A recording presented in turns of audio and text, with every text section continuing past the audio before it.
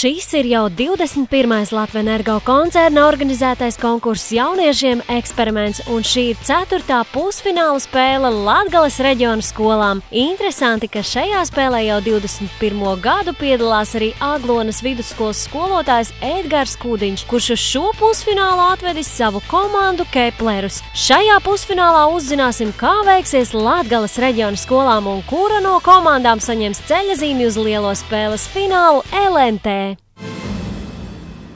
Šodien šeit tiekas Latgales reģiona pusfināla dalībnieki. Un iepazīsimies ar viņiem. Omiņi no Nautrēnu vidusskolas skolotāja Ingūna Pašānē.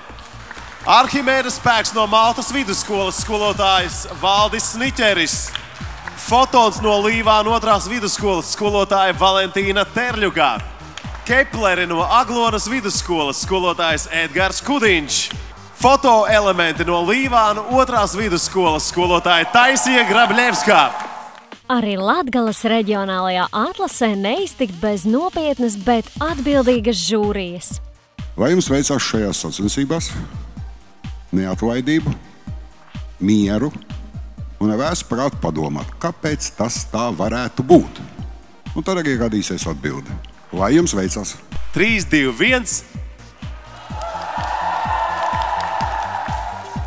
Pusfināla kārtā dalībniekiem bija nepieciešama rūpīga un pamatīga sagatavošanās, jo veiksmīgai uzdevumu izpildē bija nepieciešamas ne tikai zināšanas, bet arī atjautība, prasme darboties komandā, kā arī iemaņas pamatot savu viedokli un rīcību. Kopumā dalībnieki veica 5 uzdevumus, kuros tika pārbaudītas skolēnu prasmes orientēties faktos, terminos, fizikas likumos, kā arī iemaņas praktisku uzdevumu veikšanā un arī eksperimentos. Viņu vienkārši uzlika. 4.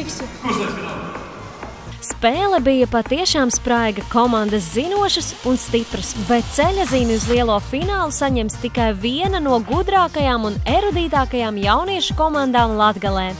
Arhimēds dabūja 14 punktus un Omiņi 20. Omiņi! 4. pusfināla Latgales reģiona spēles uzvarētāji! Jūs redzat punktu sadalījumu uz ekrāniem. Diezgan blīvi sastājušās komandas, un Omiņi pārliecinoši ar 20 punktiem izvirzījās vadībā un dosies uz finālu Latvijas neatkarīgajā televīzijā. Noslēgumā ar 6 punktu pārsvaru Omiņiem izdevās pārspēt sīvākos konkurentus Maltas vidusskolas Arhimēda Spēku un kvalificēties nākamajam posmam un cīņai ar citu reģionu komandām par ceļojumu uz saulaino Rimini Itālijā. Finālā konkurentiem mēs novēlam censties, mācīties fiziku, interesēties par to. Vispār veiksmi noder! Kuras būs erudītākās Vidzemes un Zemgales komandas un kādas emocijas nesīs atlikušie 2 pusfināli, uzzināsim jau pavisam drīz.